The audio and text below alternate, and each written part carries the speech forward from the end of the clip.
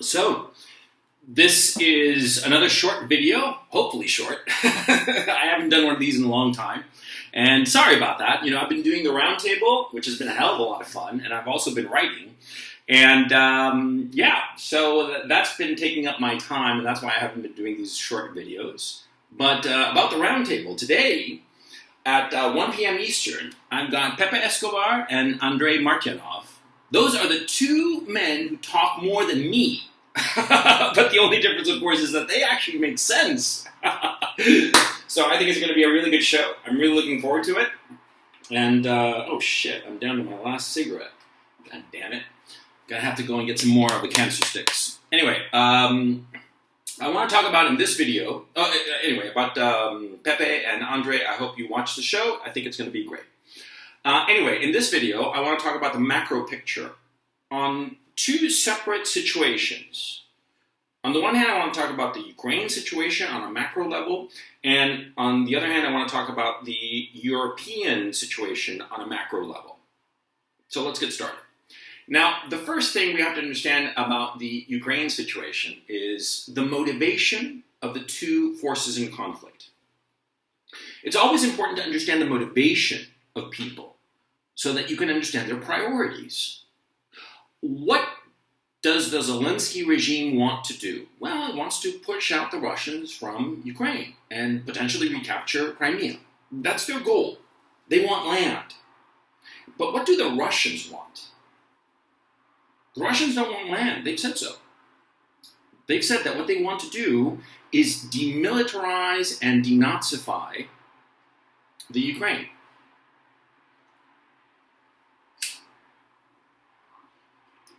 Now, right there, it tells you their priorities. Their priority is not to capture land, now is it? No. Their priority is to destroy Zelensky regime forces. And so right now, we have two major fronts. We have the Donbass, the Battle of the Donbass, which has been going on for 4 or 5 months now, which is, steadily ending, and the Russians are winning. And all of a sudden, we have this Kherson offensive. The Kherson offensive, I've been hearing about it since late April. Certainly by May I was hearing about it. There was going to be this big August offensive, but August rolled around and no offensive. The weeks of August started passing by and no offensive. And so all of a sudden the Zelensky regime found itself in sort of like that situation of like, yeah, I'm gonna beat you up. You wait until after school. I'm gonna beat you up. And then after school arrives and, well, so everybody, basically the Zelensky regime talked its way into this August offensive on Kherson, which the Russians have held since the very beginning of this war. It was actually a main priority. Retrospectively, it's clear that it was a main priority for the Russians to capture Kherson and hold it. Not a raid like they did in Kiev. No. Capture Kherson, hold it, fortify it, make it theirs.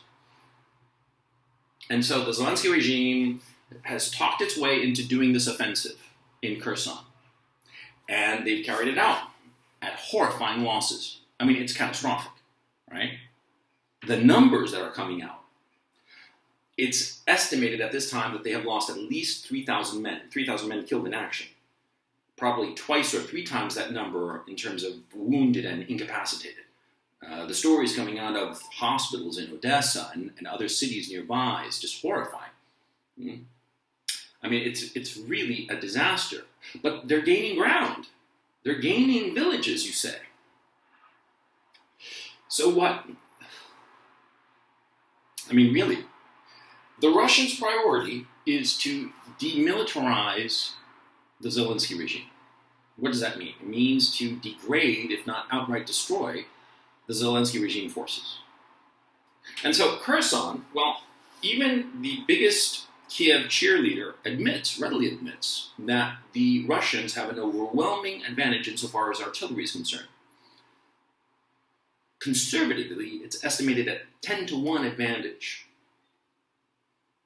And the Zelensky regime no longer has any real tanks with which to capture and hold ground. They've got just troops and artillery that's being supplied by the West. And what's the Zelensky regime doing? they are throwing everything at Kherson. The idea, of course, is to have some sort of breakthrough at Kherson, exploit that breakthrough, and drive the Russians out, potentially even go to Crimea and capture Crimea. By my smirk, you know what I think about that possibility. But anyway, the point is that, see, I thought originally that, once the Donbass in the east had been, the Battle of the Donbass was over and the Russians had won, I thought that they would sweep westward. But now, with this Kherson offensive, see, the Russians don't have to sweep westward to confront and potentially annihilate Zelensky regime forces. They don't have to do that anymore. They can just sit in Kherson and wait for the Zelensky regime to basically give them the Ukrainian armed forces on a platter to the Russians. That's what's going on. Think of it. Think of it from the point of view of the Russians. See, why do you need to go chase the Zelensky regime forces? The Zelensky regime is putting them right in front of your artillery at Kherson. And so these very brave men are fighting like demons. And they are lobbing everything they've got, but with this 10-to-1 disadvantage in artillery, what they're throwing, what they're lobbing at the Russians is pretty much pinpricks. It can't match what the Russians are throwing back at them. And that's what's causing these tremendous losses. And the Zelensky regime has to keep on with this offensive. And the worst part is, of course, that the Russians are just slowly pulling back and giving up some village here or there that really means nothing. Because all it does is it encourages Zelensky's regime to continue forward on this offensive because they're winning, they're capturing ground, they're capturing this village, this little other village over there, this little hamlet of like 200 babushkas, right? They're doing that and, of course, putting their soldiers in danger, putting their soldiers right in the targeting zone of this artillery, this Russian artillery, and they're getting annihilated. The Kherson offensive is a trap. And the Zelensky regime walked right into it. They talked their way into this offensive, and now they can't pull out. They can't say, oh, this is too expensive in terms of lives and materiel. We have to pull back. We have to do something else. No. They're all in on the Kherson offensive, especially because they're winning these piddly little villages here and there that don't mean anything. Because even if the Zelensky regime could somehow break the Russian line, they don't have the tanks and the gear and the men to exploit these holes in the Russian line were they to make one, which they have not. And there was a salient, I don't know in which village, go to Military Summary or some other channel like that. I can tell you exactly where it is. But the Zelensky regime forces had a salient they broke through. It was like a hooked kind of salient, right? And what did the Russians do? They let it happen, and then they annihilated all those troops. Or they're in the process of annihilating those poor men. The Kherson offensive is a trap. And I thought a month ago, or even a few weeks ago, that the Donbass would be the big breakthrough for the Russians that they'd sweep across, but now they don't need to do that. They can just sit pretty and wait at Kherson, while the Zelensky regime throws men and whatever is remaining of their weaponry at the Russians. And the Russians just let it happen, pull back a little bit, and keep on grinding away at these troops. Kherson is a funnel of destruction for the Zelensky regime. And of course, his commander-in-chief, Zaluzny, an actual military guy, was against this offensive for very good reason, because he probably saw what was coming. But now it's too late. The Zelensky regime can't back off the Kherson offensive. And the Russians, they're reinforcing Kherson. There's been video of miles and miles of trains carrying all kinds of military gear, not just tanks and just missile launchers and trucks of various sorts, and they're reinforcing Kherson. So there is no way for the Zelensky regime to break through at Kherson. And so it becomes a trap. I think retrospectively, the Kherson offensive will prove to be the Waterloo of the Zelensky regime. Out of hubris, arrogance, an inability to back down when you realize that this is a mistake, Kherson is the Waterloo of this war. And it's going to keep on going. It's not going to stop. They can't stop. The Zelensky regime has invested too many PR, psychological chips, everything. They've invested everything on this offensive that it will somehow break through and do something. It won't. It will just be the destruction of the Zelensky regime forces, to the sorrow of countless tens of thousands of Ukrainian families who will lose their fathers, their sons, their boyfriends, it will be for nothing. And that seems to be the state, the macro state of the Ukraine conflict. Now, insofar as Europe is concerned, the European war against Russia, what was the point of the sanctions? When the war started, the Europeans, they declared a war on Russia. That's what they did. Now, over the last decade or so, 2 decades maybe, the big brains in the West have talked about hybrid war. Which is just so stupid. I mean, hybrid war, hybrid war is supposed to be not just kinetic war with soldiers and tanks and stuff. No, it's also, like economic war and political war and information war, because information is so important, And so they talk about hybrid war. But back when I was growing up, we just called it war, of confronting an enemy on multiple fronts, not just the battlefield, but also on economics, also on various different things. Napoleon, back when he invaded Russia, one of the things that he did, along with, fighting the Russian army, the Tsar's army back in, 1812 or whatever, he had fake rubles printed up to flood the Russian economy and destroy the value of the ruble. See, this isn't new. This, fighting a war on multiple fronts, multiple, categorizational fronts. And so the NATO alliance, after Yavoriv, I always have trouble pronouncing that name, after the strike at Yavoriv in early March, when the Russians showed, don't put troops on the ground because we'll annihilate them, and NATO got the message. That's why there hasn't been any NATO troops in the Ukrainian war, even though the west of Ukraine is wide open. And you would think, well, why don't they put troops, NATO troops, in western Ukraine to go and fight the Ruskies? Well, that missile strike scared the hell out of them. And that's why the West did not put in any troops, but they fought the Russians on every other level, political, economic, all the rest of it. You know the story. I don't have to recap this particular soap opera. But the point, and the macro point, the important point, what was the point, what was the idea behind the sanctions?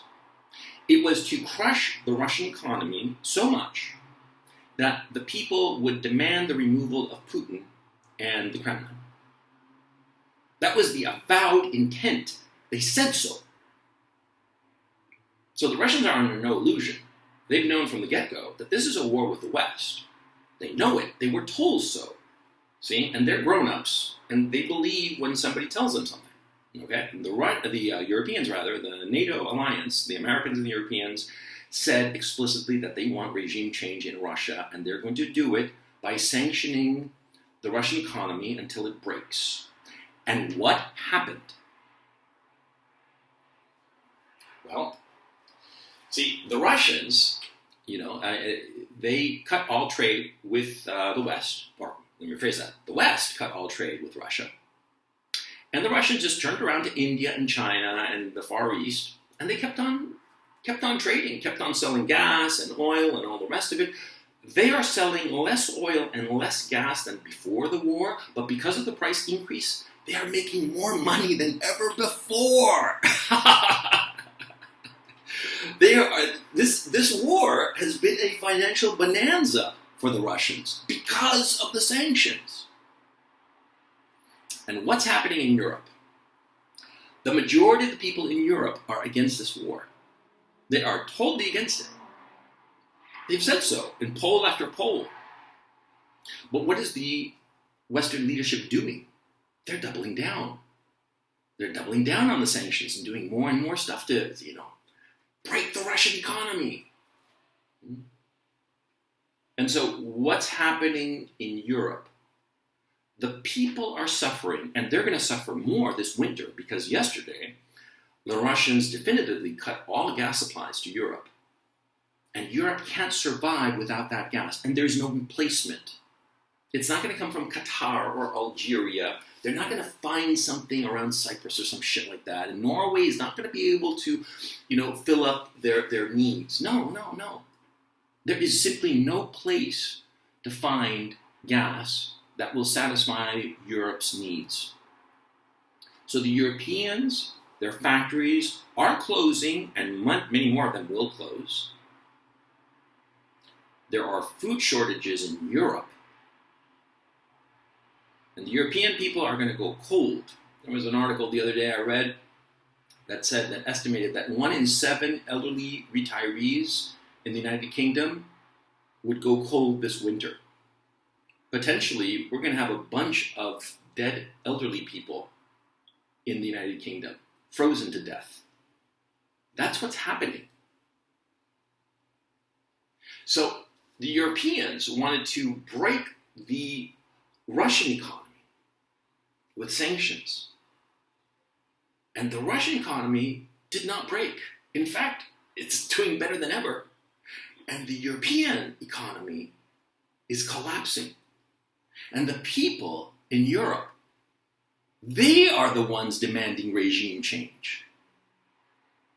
And the Germans know this. The German leadership knows this because they announced that on the 1st of October, they are going to deploy German troops in German cities to protect the order.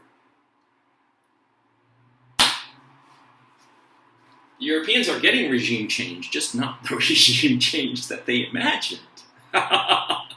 See? And even if the Europeans were to somehow magically say, oh yeah, this was so wrong, such a wrong-headed decision, let's crawl back to the Kremlin and make nice with them. The Kremlin is going to say, "Niet, no more gas for you." Why?